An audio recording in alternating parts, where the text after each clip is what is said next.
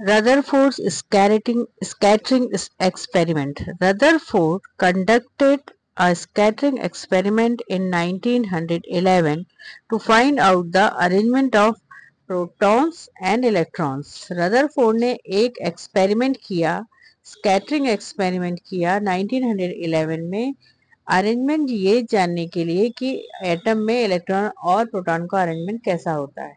He bombarded a thin gold foil with a stream of fast-moving, positively charged E particles, or known as alpha particles emanating from radius. उसने gold foil के ऊपर bombard किया alpha particles का जो positively charge होते हैं और radium के थ्रू किया. He designed experiment to use alpha particles. उसने ये जो एक्सपेरिमेंट किया इसमें उसने अल्फा पार्टिकल को लिया एज एटॉमिक बुलेट्स, एक एटॉमिक बुलेट्स की तरह अल्फा पार्टिकल को यूज किया. The alpha particle was heavy and positively charge. Why he taken alpha particles? Because जो अल्फा पार्टिकल्स होते हैं वो हैवी भी होते थे और पॉजिटिवली चार्ज भी है. It is a helium nuclei. Helium nuclei था ये एक जिसमें 2 प्रोटॉन्स और 2 न्यूट्रॉन्स होते हैं.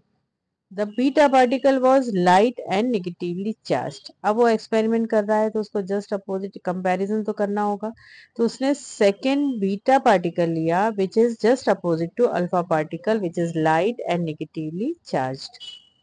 The electron which is known as electron, alpha particle जो पॉजिटिवली चार्ज थे they are known as proton. Rutherford designed an experiment to use the alpha particles.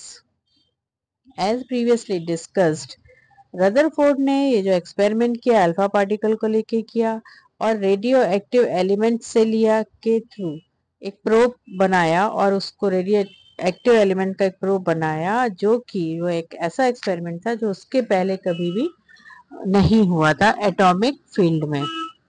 Rutherford beamed alpha particles through gold. उसने gold foil से इसकी एक bombarding की, bullet की तरह bombarding की. किस पर? गोल्ड पर. अब उसने गोल्ड ही क्यों लिया?